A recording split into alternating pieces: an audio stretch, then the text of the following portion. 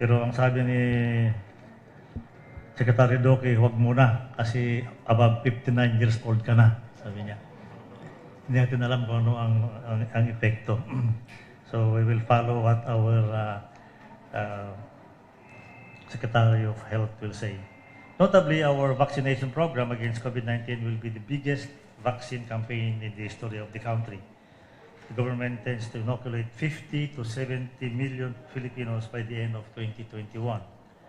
Kaya naman nais kong gamitin ang pagkakataong ito upang himukin ang lahat ng ating mga kababayan na makiisa sa hakbangin ito ng pamahalaan sa pamamagitan ng pagpapabakuna. Naintindihan ko ang pangamba ng ilan, ngunit gusto kong bigyang diin na sinabi rin kanina ni Dr. Chong na napatunayan na ang bisa at kaligtasan ng mga bakuna ang ating gagamitin sa pamamagitan ng mga clinical trials. Sinubukan na ito, subok na ito.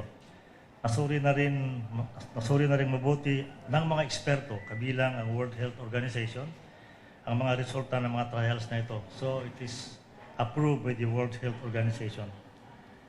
Kaya naman nagbigay na ng emergency use authorization ng ating Food and Drug Administration para sa paggamit ng coronavirus na Symbolic na gawa ng vaccine na gawa ng Symbolic na siyang unang dumating sa bansa kahapon, pati na rin ang pagparating ng mga bakuna na gawa ng AstraZeneca at Pfizer. Ngayon, marami nagsasabing hindi raw mabisa itong Symbolic. Yung mga kritik ng gobyerno, wala tayong magagawa dyan. Nung hindi pa dumarating yung bakuna, they are criticizing us that bakit wala pa. Nung dumating na, ayaw naman nila dahil hindi raw mabisa. So, sabi naman ng ibang tao, kung gusto nila ang the best, hintayin nila yung the best na akala nila. In the meantime, kung ayaw nilang gamitin itong Symbolic, we'll give it to others. We have to listen to what science is telling us as it is the only evidence that will get us out of this pandemic. Scientific evidence itong ginawa nila. By getting vaccinated, we protect ourselves against the ill effects of the virus. Sinabi naman kanina ni Dr. Chong na it will prevent those who are infected from dying. In ending, let me take this opportunity as Defense Secretary to emphasize once more the commitment to take part in the government's vaccination campaign. Until all eligible Filipinos are vaccinated, our personnel, especially in the AFP and OCD, our assets and facilities will be providing essential services like transportation, security and protection for the vaccines, and healthcare workers who will conduct the vaccination all over the country, and also the use of facilities such as military hospitals for inoculation. Let us all work together and pray for the healing of our country. Sa ating patuloy na pagbabayanihan, sama-sama nating mapagtagumpayan ang ating laban kontra COVID-19. Maraming salamat sa inyong lahat.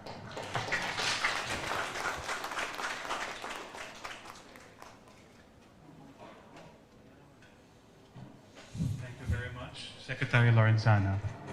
And now for our second special message, we would like to call Cabinet Secretary Carlo Nograles. Everyone, Secretary Nograles.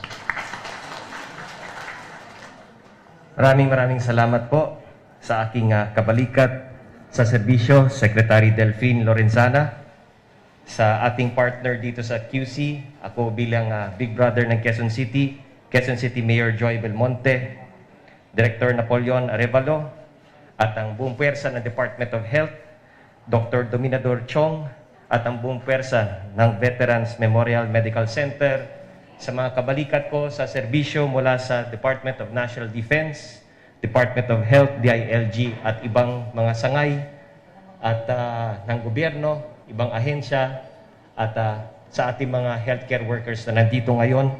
I would like to salute and give special mention to the following: Ma'am Bienvenida Montilla, Chief Administrative Division; Dr. Johan Giovanni Mea, Assistant Head, Department of Radiology and Radiotherapy; Ms. Gemma Colcol, Nursing Supervisor ng Nursing Service; Ms. Leovilla Kawilan, Chief of the Supply Section; and Ms. Leticia Yadaw, Assistant Chief of the Cash Section. Palakpakan natin sila because they have volunteered to be the first to take the shot. Truly, ladies and gentlemen, this is a historic event. A truly historic event for the Philippines and for this institution. Siguro mas historical pa to sa 65th anniversary na sinelebrate ninyo last November. But siguro sadya rin ng Panginoon na nandito po tayong lahat ngayong umagang ito. Dahil nandito po tayo sa isang institusyon na pinapangalagaan ang kalusugan ng ating mga veterano. And make no mistake about it, after we all survive this COVID-19 pandemic, we will all be veterans of a war. A war that we have waged against this very deadly disease. And in any war, there are always heroes. At para sa amin, sa IATF, sa NTF, wala nang mas hero para sa amin kundi ang ating mga healthcare and frontline workers. And for this, may we give them a resounding applause. Tunay nga kayo ang bayani ng ating bayan. You served in the front lines. You helped us manage this COVID-19 pandemic, and you controlled the situation and minimized death. Sadya nga na kayo rin ang magiging una, tulad ng laban natin against COVID-19, unang bibigyan nitong added layer of protection. This vaccination program was intended to serve the people of the Philippines, but more so to give you the added protection so you can continue your good work. It is a protection for you, for your family, for your patients, and for the veterans that we serve. And in this battle, this next phase of the battle, you will once again be called upon to show us the way. You will be the examples for the people of the Philippines to increase their confidence level. Sadya nga ang mga frontline at healthcare workers ang unang kukuha ng vaccination ito kasi kayo ang nakakaunawa ng medical and the science behind the vaccines. It is you who will show the Filipino people the way that this is the only way for us to battle and stamp out COVID-19 in the entire country and in the world. It is our collective responsibility, moral and civic obligation to take that vaccine. And you and your confidence, dear healthcare workers, frontline personnel, it is your confidence that must be the shining examples, and it must be more contagious than the virus itself. Ang tapang ninyo, ang malasakit at ang pagtanggap ninyo ng mga bakunang ito yung magiging dapat mas makakabigay ng tunay na kumpiyansa at maging mas infectious kesa sa virus na ito. Sa inyo nakatingin ang buong bayan. Kitang-kita naman po natin, maraming agam-agam, maraming natatakot. Lahat po nakatutok sa inyo. Tulad ng laban natin against COVID-19, we are once again calling upon you. It is in your hands. Dear frontline and health and medical workers, once again, as heroes of this battle, let's take that extra mile. Let's take that giant leap. You have the science, the medical knowledge, and know-how to know that there is no other way except to take this vaccine, whatever brand it is. And let us also stamp out any prejudice or bias against any brand. Kailangan po natin maunawaan, maintindihan at tanggapin na basta dumaan sa FDA, tatanggapin natin yan maging saan mang bansa, maging saan man yan galing, basta aprobado ng ating gobyerno, ng ating pamahalaan, tatanggapin natin yan. So, in behalf of the President and the entire workforce that has really worked so hard, kami po nandito, we're just representatives of many government officials and employees working behind the scenes, just like you, our medical and health frontliners. Tahimik na nagtatrabaho. Walang fanfare, walang daming sinasabi, kayod lang ng kayod. Dahil trabaho natin to, responsibilidad namin ito. Kami rin po sa gobyerno, ganun din. We are just representatives of the many people who have worked around the clock, 24 hours a day, 7 days a week, to get these vaccines rolling.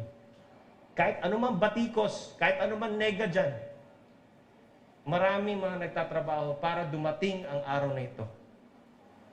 So the President would like to thank all of you at hindi po mauubos ang aming pagpapasalamat sa sakripisyo at serbisyo ng ating mga healthcare workers sa pandemya na halos 1 taon na nating nire-respondahan at minamanage.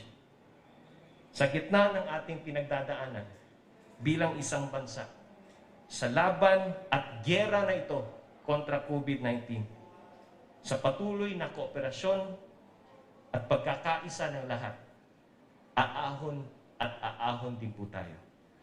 Basta, kailangan natin magtulungan. Maraming salamat po. Magandang umaga.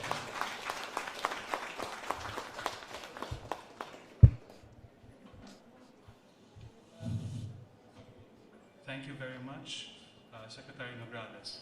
Before we continue, we would again like to acknowledge the presence of Aztec Francisco R. Cruz, Assistant Secretary for Plans and Programs of the Department of the Interior and Local Government. Everyone, a round of applause for Aztec. And now, for the closing remarks, we would like to call on Director Napoleon L. Arevalo of the Department of Health. Director. Maraming salamat, Dr. Mea.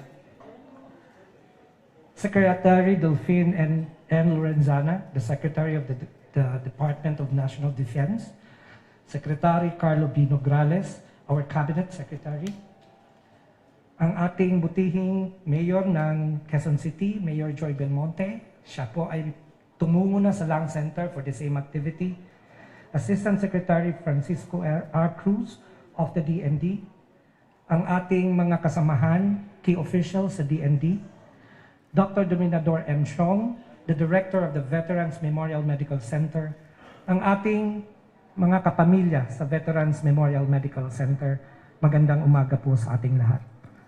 Ang araw na ito ay napakahalaga sa sambayanang Pilipino. Ito ang unang araw ng pagbabakuna sa COVID-19. This marks a big step in our efforts to overturn this health crisis, and therefore, we must not waste precious time in our fight to end this pandemic. Sa talumpati ni President Rodrigo Duterte kahapon sa pagtanggap ng ating bakuna, he said that these vaccines will truly render the country a greater sense of normalcy. Subalit, kinakailangan tayong lahat ay magtulungan in unity and solidarity. Mithin natin na ang araw na ito ay umpisa ng katapusan ng COVID-19. Subalit, hindi ito magic wand that will instantly rid us of COVID-19. Kinakailangan pa rin natin ipagpatuloy ang pagsunod sa minimum health standards, and we need to sustain the whole of nation approach. We also have to continue to have faith in science, in our earnest resolve to end COVID-19 in the country. Narinig ko kay Director Chong at nakita ko din ang inyong kahandaan sa pag-roll out ng COVID-19 vaccination. Kaya po ang Department of Health ay nagpapasalamat sa inyong cooperation and support. Bago po ako magtapos, nais ko lang ipahayag ang aming appreciation kay Secretary Lorenzana, kay Secretary Nograles, sa kanilang trabaho, mabigat na trabaho sa IATF at NTF, and as staunch advocate of the vaccination program. Narinig natin sa kanilang dalawa ang ating nais mangyari na maprotektahan natin ang healthcare workers. Kaya po, let us all heed their call. So in behalf of the Department of Health, our Secretary Francisco T. Duque III, we congratulate Veterans Memorial Medical Center, headed by Director Chong, for trailblazing the COVID-19 vaccination. We express our sincerest gratitude to the men and women who have made this day possible. Palakpakan po natin ang pamunuan ng DNIC. Mabuhay po kayong lahat at God bless us.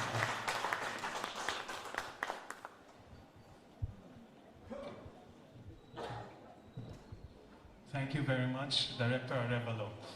Before we continue the next part of our program, we will have our photo ops. We will have it in 3 batches po, no? First, we will have our dignitaries. We will ask then the senior officials of the DND to be on standby. You will be joining them in the second photo ops po. And then thirdly, we will then be asked every other agency representatives and senior staff of the Veterans Memorial Medical Center to join everyone for the third picture. No? So we will have our first picture muna.